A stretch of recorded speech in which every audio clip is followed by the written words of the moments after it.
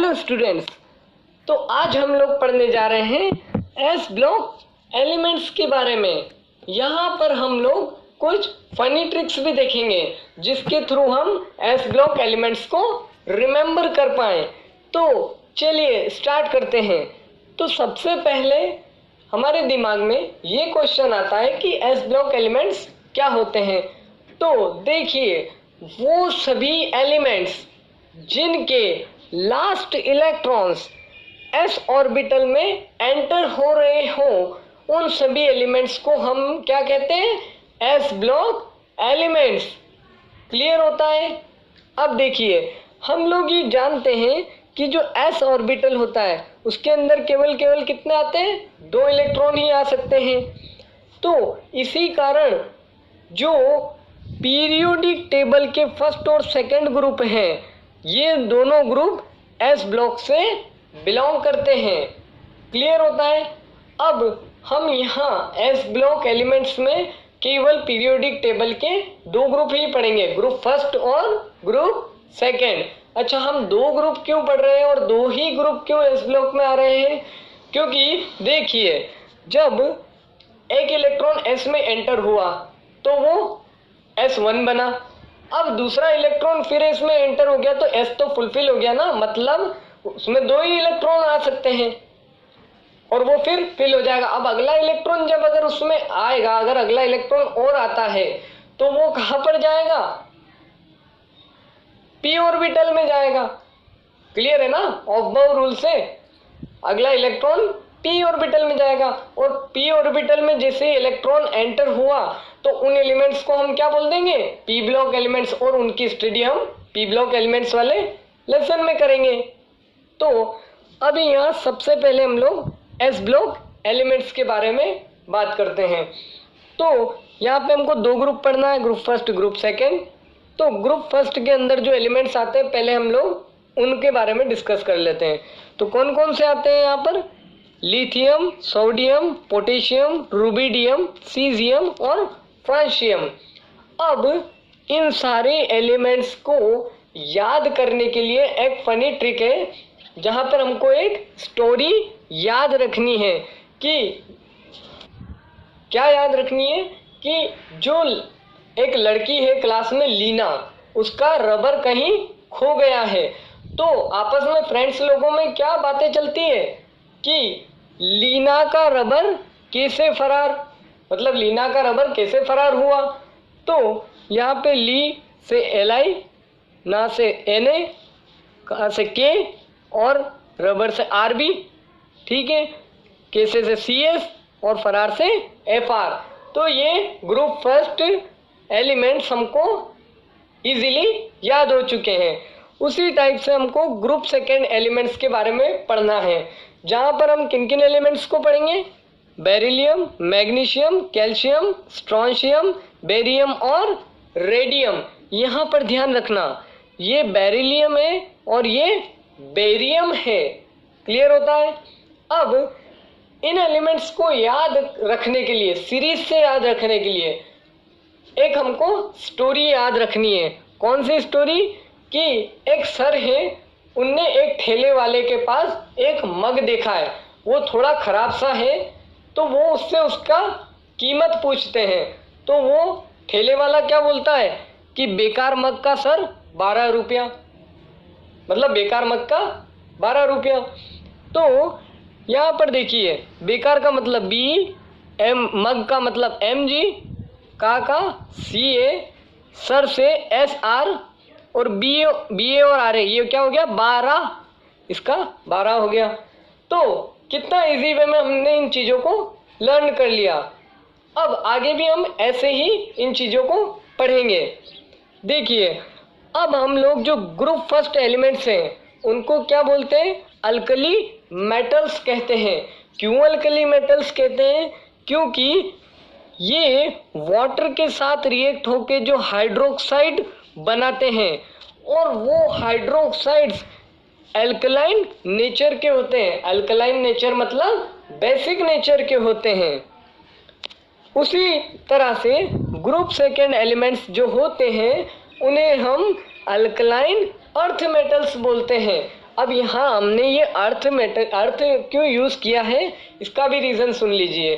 क्यों कि इनके भी जो ऑक्साइड्स और हाइड्रोक्साइड्स होते हैं वो तो एल्कलाइन नेचर के होते हैं, इसलिए हमने यहाँ एल्कलाइन मेटल्स इनको कहा है। पर जो इनके मेटल ऑक्साइड्स जो होते हैं वो अर्थ क्रस्ट में पाए जाते हैं, इसलिए हमने यहाँ पर क्या यूज़ किया, वर्ड अर्थ। तो इसका नाम क्या कहा हमने, अल्कलाइन अर्थ मेटल्स। अब यहाँ एक एक्सेप्शन है, क्या एक्सेप्शन है कि बेरिलियम को छोड़ करके जितने भी एलिमेंट्स है ग्रुप सेकेंड में, उनको हम लोग अल्कलाइन अर्थ मेटल्स बोलते हैं। बेरिलियम को क्यों हमने अल्कलाइन अर्थ मेटल्स में कंसिडर नहीं किया, इसका रीज़न कुछ इस टाइप से है। जो बेरिलियम होता है उसके ऑक्साइड्स और हाइड्रोक्साइड्स जो होते हैं वो एम्फोटेरिक नेचर के होते हैं। एम्फोटेरिक नेचर का मतलब ये कि एसिडिक भी होते हैं और बेसिक भी होते हैं, ड्यूअल नेचर के ये होते हैं। पर यहाँ हमने एल्कलाइन नाम इसलिए दिया था क्योंकि इनके ऑक्साइड्स और हाइड्रोक्साइड किस नेचर के हो रहे थे, यहाँ पर अल्कलाइन नेचर के हो रहे थे, पर यहाँ तो एम्फोटेरिक नेचर के हो रहे हैं ना, इसलिए हमने इसको एक्सेप्शन में रखा है कि इसे हम अल्कलाइन अर्थ मेटल नहीं कह सकते। क्लियर होता है, ठीक है। अब हम लोग बात करने वाले हैं अबंडेंस के बारे में। अबंडेंस का मतलब होता है अधिकता, कि मतलब कौन कितनी अधिकता में पाया जाता है। तो अल्कली मेटल्स जो होते हैं उनमें जो सोडियम और पोटेशियम होता है वो अबंडेंट होता है, मतलब काफ़ी ज़्यादा मात्रा में पाया जाता है। और लिथियम, रुबिडियम, सीजियम जो होता है वो लोअर अबंडेंस में होता है।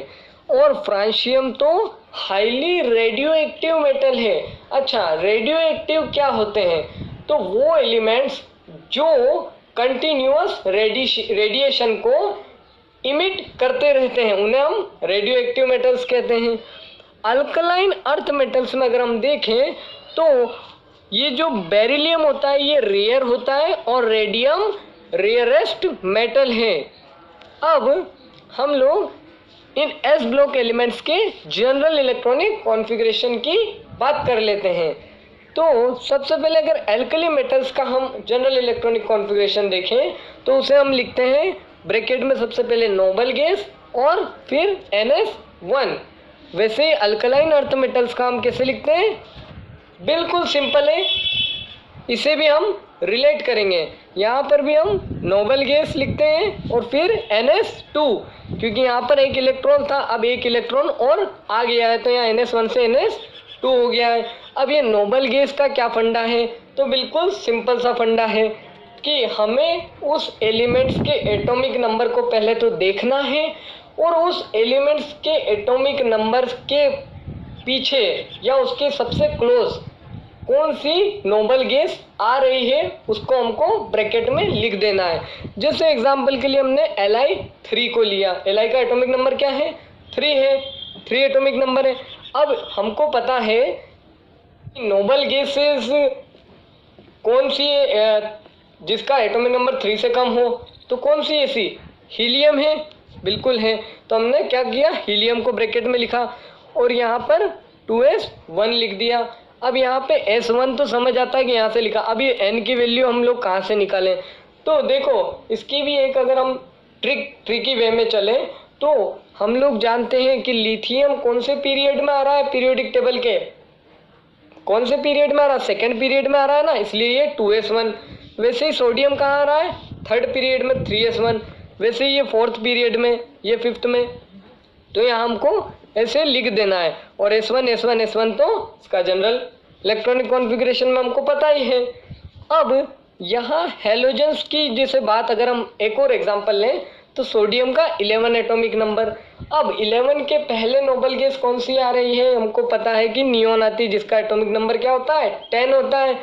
तो यहाँ 10 ये हो गया और एक इलेक्ट्रॉन ये कितने हो गए, 11, और इसका एटॉमिक नंबर हो गया 11। ठीक है, क्लियर है, इलेक्ट्रॉनिक कॉन्फ़िगरेशन में कोई दिक्कत नहीं है। फर्स्ट ग्रुप की बात हो रही थी। अब हमको सेकेंड ग्रुप में देखें तो यहाँ पे जैसे Be का एटॉमिक नंबर क्या हो गया, 4 हो गया बेरिलियम का। अब 4 के पहले फिर वही बात आ रही है कि नोबल गैस को हमको देखना है, तो 4 से कम एटॉमिक नंबर वाली नोबल गैस कौन सी है? हमारे पास हीलियम ही है। यहाँ पर भी हीलियम ही थी, यहाँ पर भी हीलियम ही है। और फिर यहाँ पे क्या हो जाएगा, पीरियड तो सेकेंड पीरियड का ही है ये, और ये S2 हो जाएगा क्योंकि अब एक इलेक्ट्रॉन बढ़ गया है। अब ये कैसे हम डिसाइड करेंगे? तो यहाँ देखिए हीलियम का कितना हुआ एटॉमिक नंबर 2, और यहाँ बेरिलियम कितना 4 है, तो 2s में कितने इलेक्ट्रॉन और जाएंगे? 2 और जाएंगे, तभी तो ये दोनों मिल करके 4 बनाएंगे। क्लियर होता है। वैसे हम मैग्नीशियम में फिर वहाँ पे नियोन लिया है और 3s2, यहाँ पे 2 3 4 5 6 और ये S2 कंप्लीट।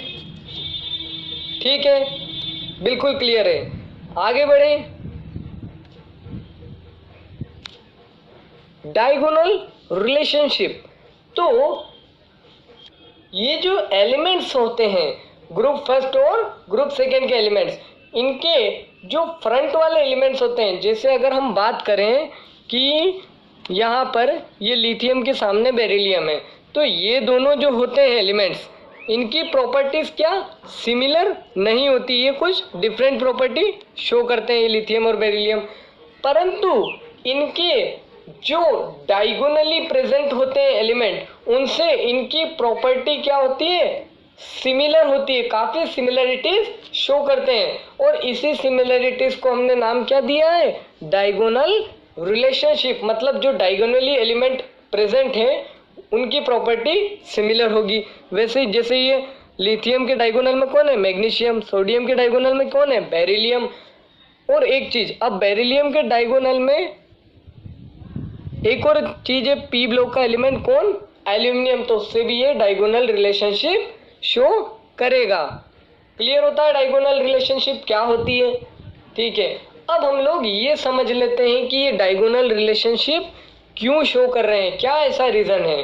तो सुनिए, यहाँ पर क्या होता है, इनकी जो आयनिक साइज होती है और चार्ज रेडियस रेशियो होता है इन एलिमेंट्स का, उनमें सिमिलरिटीज पाई जाती हैं। क्लियर होता है। आयनिक साइज का मतलब ये जब इनके आयंस बनेंगे और उन आयंस की अगर हम साइज देखें तो इनके डायगोनली जो ये एलिमेंट है, इनके आयंस की जो साइज होंगी वो सिमिलर होती हैं। इनके चार्ज रेडियस रेशियो की अगर हम बात करें तो वो भी सिमिलर होते हैं, इसलिए ये सिमिलर प्रॉपर्टीज शो करते हैं।